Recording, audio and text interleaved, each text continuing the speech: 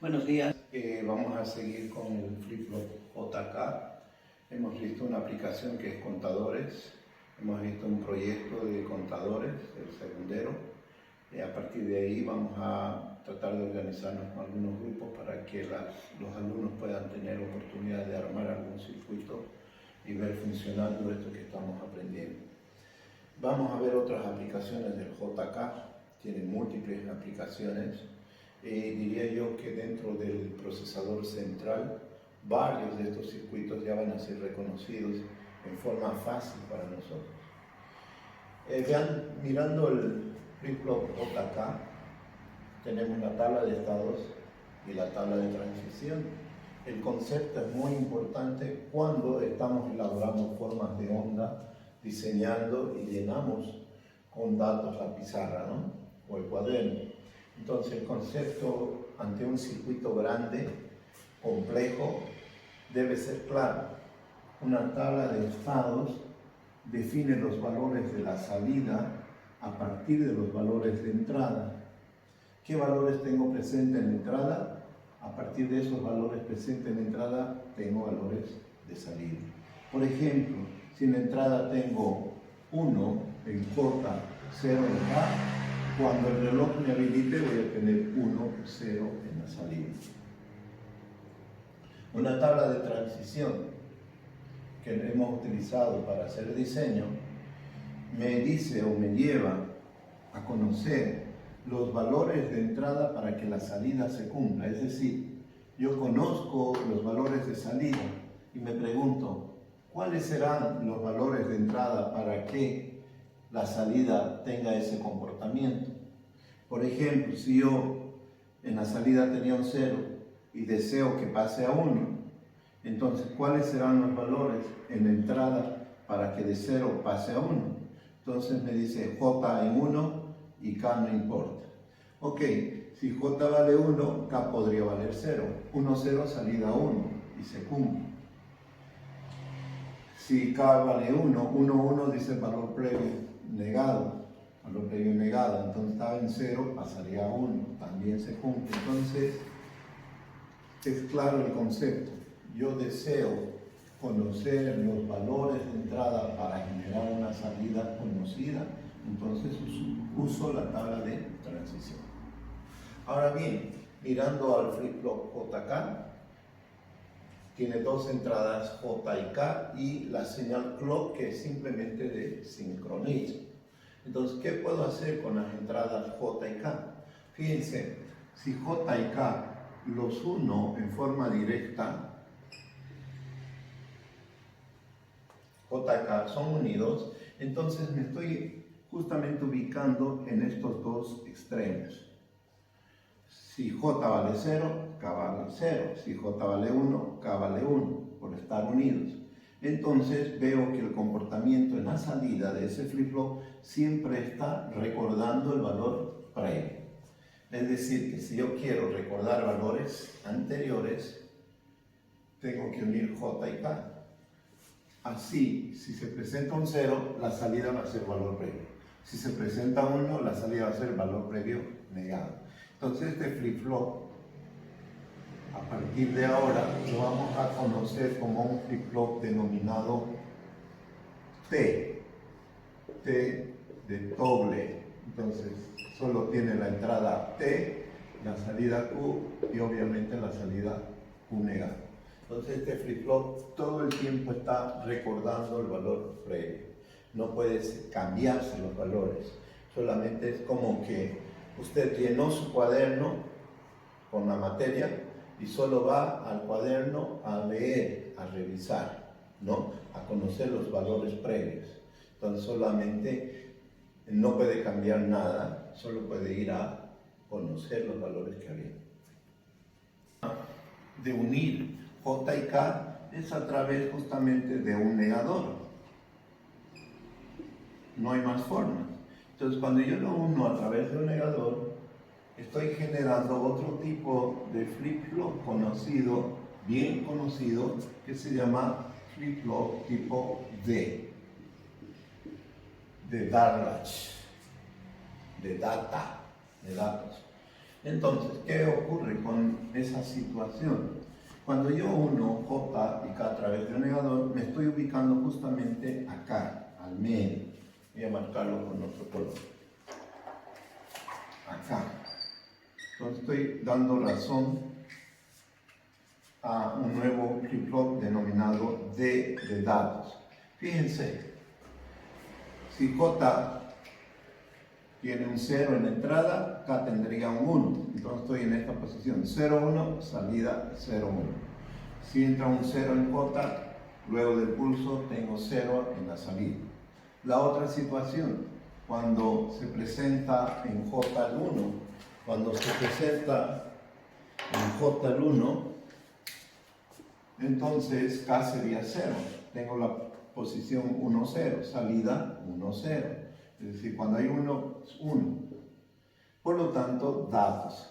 Acá lo vemos más claramente. Si en la entrada tengo un 0, en la salida voy a generar el mismo 0. Si en la entrada tengo un 1, en la salida va a ser 1. Entonces, se está repitiendo el dato de entrada en la salida, y eso es muy importante cuando estás desplazando datos. Cuando tú desplazas datos, quieres que la información sea la correcta, la genuina. Se imaginan cuando están haciendo una transferencia, por ejemplo, de, por decir, $3.561, lo que quedaría es que en una cuenta, 3.561, que está reflejándose hacia otra cuenta, aparezca ese monto. Ni un decimal menos, ni una coma errada. Entonces, para eso es muy importante contar con circuitos que te traspasen la información, que desplacen la información. En este caso, el flip-flop D es el circuito más usado en la historia de la electrónica, porque justamente está haciendo transferencia de datos. Si no hiciéramos transferencia de datos, este mundo no hubiera evolucionado como lo estamos haciendo hoy. Entonces, cualquier fotografía que tú quieras enviar a otro celular o información a otro celular, lo estás haciendo gracias a que existen circuitos integrados que reflejan justamente esa información, esa transferencia de información. Entonces, acá tengo un circuito que anda recordando siempre el valor previo, entonces lo que nos viene a resumir el concepto de memoria. Es un circuito que siempre está memorizando.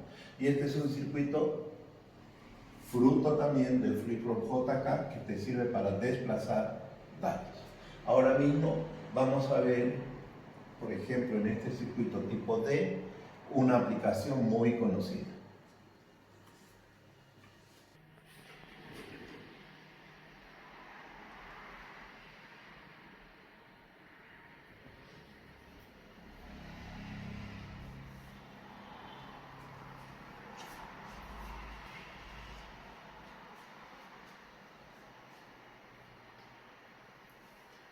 Bien, dentro del procesador central tenemos 4 registros que son los más importantes, que se llama el acumulador, el base, el contador y el datos.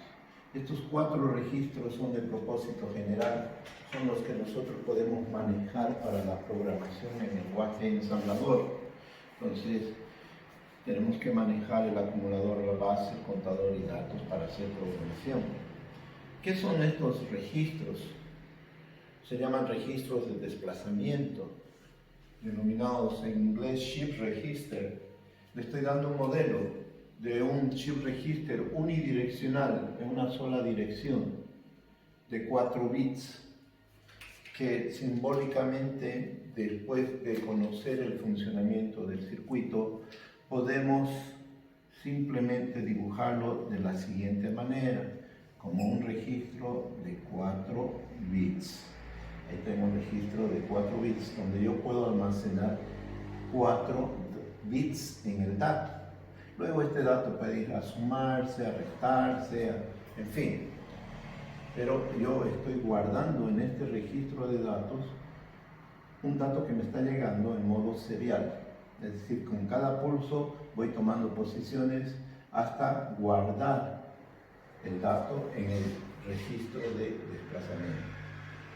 Este también es un circuito registro de desplazamiento, pero bidireccional. En lo sucesivo podemos dibujarlo simplemente de la siguiente Este es un registro por espacio de la pizarra, solamente lo hice de 3 bits. Entonces, para identificar que es un registro que tiene 2 direcciones, se hace esa simbología. Entonces, un shift register bidireccional. ¿Qué son los registros?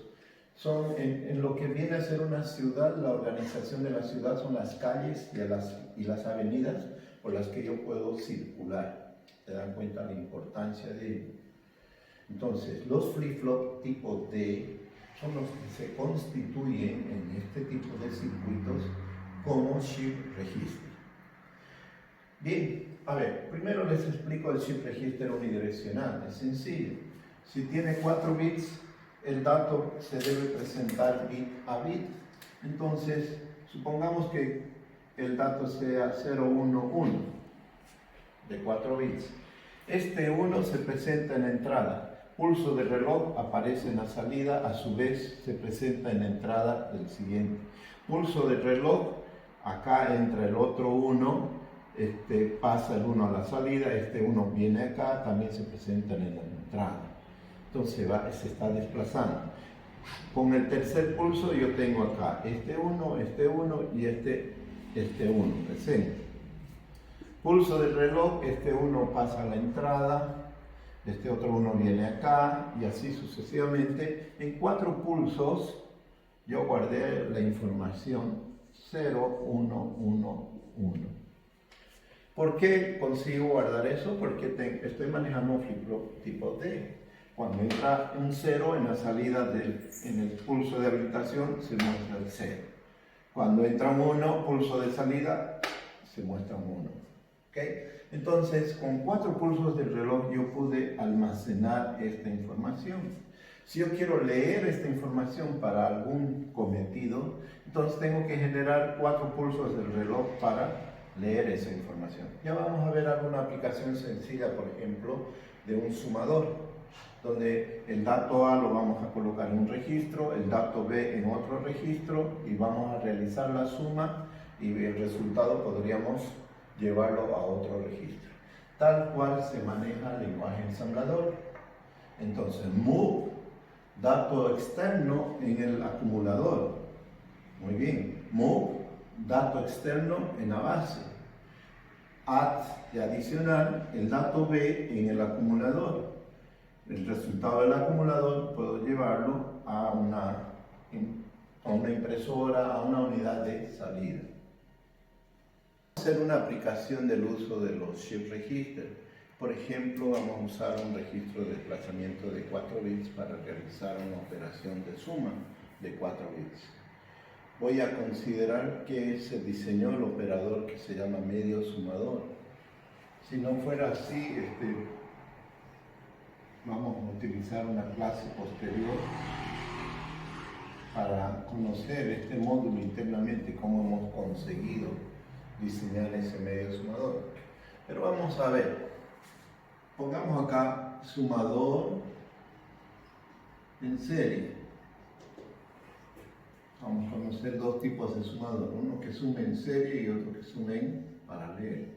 Vamos a considerar que tenemos 4 bits.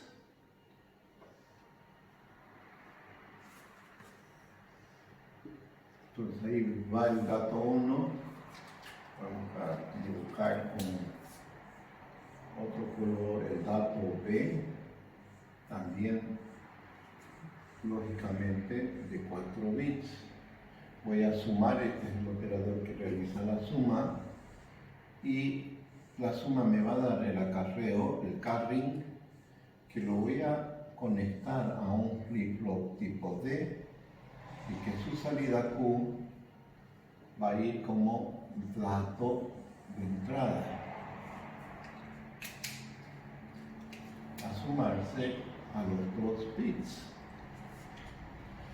Que ese sumador me va dando la suma en un shift register también de 4 bits para que el desplazamiento se haga en una sola dirección. Entonces dibujemos así. Este sería el sumador serie. Ahora vamos a explicar cómo funciona. Bien, para la suma necesitamos dos datos. Por ejemplo, vamos a realizar el dato A, que va a ser este, y el dato B, que va a ser este. Entonces vamos a realizar la suma, y esto lo va a hacer un medio sumador y lo va a sumar bit a bit. Así como yo soy un medio sumador y digo 1 más 0, 1, llevo 0. Ahora voy a la siguiente posición. 0 más 1, 1 más 1, 0, llevo 1. 1 más 0, 1 más 1, 0, llevo 1. 1 más 1, 0 más 0, 0, llevo 1. Y esta sería la suma. Acabo de hacer una suma en binario en modo serial, porque yo soy un operador y estoy sumando bit a bit. Vamos a ver la diferencia luego de hacerlo en modo paralelo. Entonces, vamos a hacer esto más rectito, más bonito. Ya. El dato A, presente en entrada, se va a guardar en este chip register.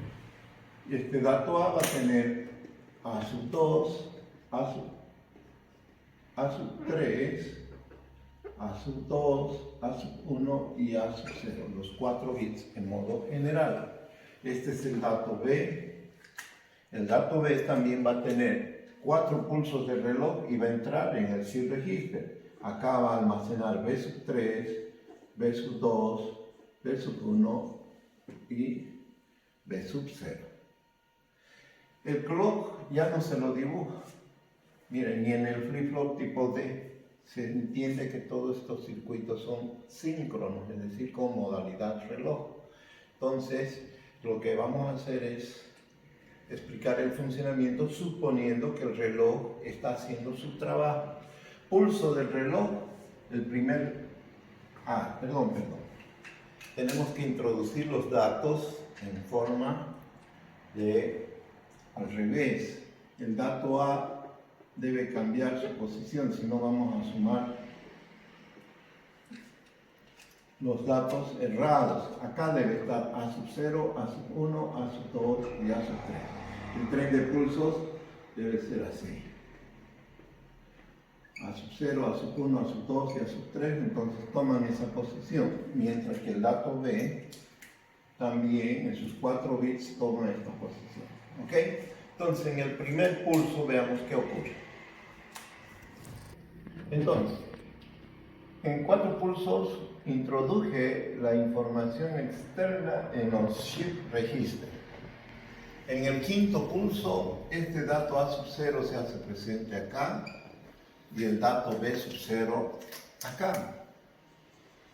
¿Qué tenía de carrying? Nada, 0.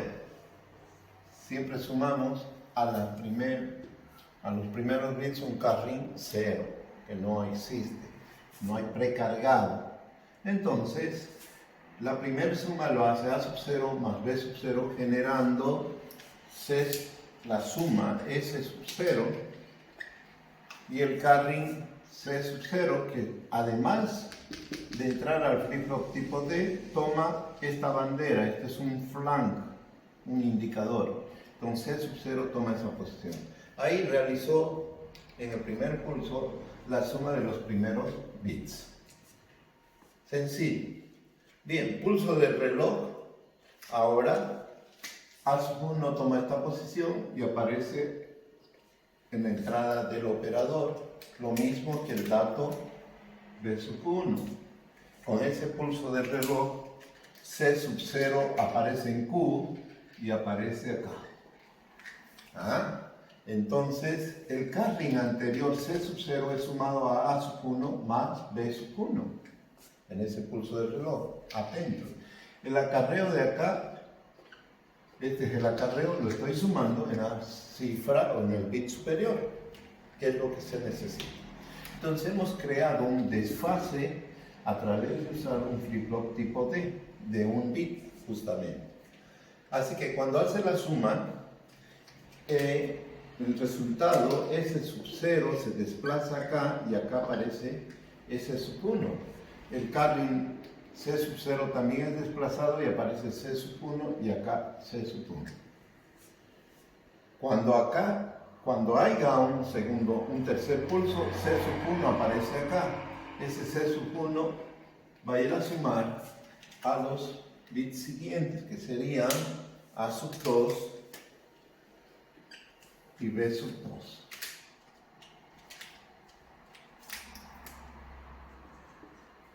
El operador hace su trabajo y al final de cuentas, cuando ha ocurrido 4 pulsos del reloj, entonces acá tengo el bit S0, S1, S2 y S3 y el carril C3 presente en el flip-flop y además en el indicador que me va a avisar, que me va a decir si tengo que hacer un complemento en 1 o en complemento en 2 para ver si la suma es positiva, y etcétera, etcétera. Ustedes saben manejarse en sumas binarias, pero en resumen hay un solo operador que va sumando bit a bit, por lo tanto se necesitan, además de 4 pulsos de reloj para introducir el dato, 4 pulsos de reloj para mostrar la suma. En total, digamos, 8 pulsos del reloj para hacer una suma en modo serial, tal cual lo hacemos nosotros, que sería un operador, una suma en modo serial.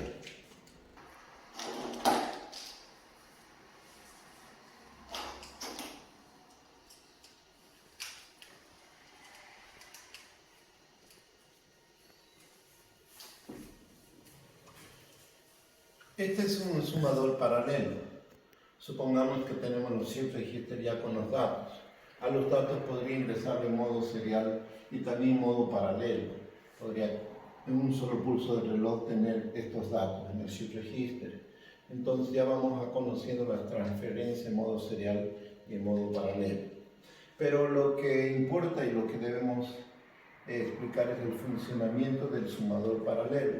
Fíjense que hoy usamos más recursos.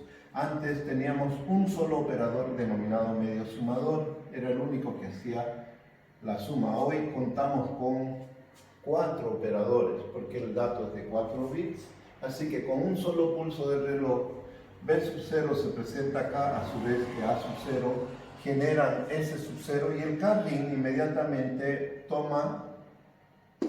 va en busca de el siguiente operador de medio sumador, que a su vez está sumando B1, A1 y necesitando el carril anterior. Este señor todavía no hace la operación de la suma, aún estando presente B2 y A2, hasta cuando le llegue el dato C1, que es un tiempo de menos de 0.6 nanosegundos, imagínense, ¿no? Entonces, el carril de este rápidamente alimenta acá, que está el dato A3 y el dato B3 esperando, y generan S3 y el carril C3. En un solo pulso del reloj realizamos la suma. En conclusión, en modo paralelo, las operaciones son más rápidas, pero al contar con más recursos tenemos posibilidades de error, o sea, hay mayor margen de error. Que cualquiera de estos circuitos se dañe, que cualquiera de estos circuitos, por apurado que esté, considere que le ha llegado una señal y no es cierto. Entonces, si bien es más rápido, pero la información tiene más probabilidades de error. Y eso lo vamos a tener siempre en cuenta, ¿no? Hasta en la vida misma. Cuando hacemos algo muy rápido, podemos tener la posibilidad de cometer más errores. ¿Ok? Muy bien. Entonces, usa más recursos, es más rápido, pero es menos confiable.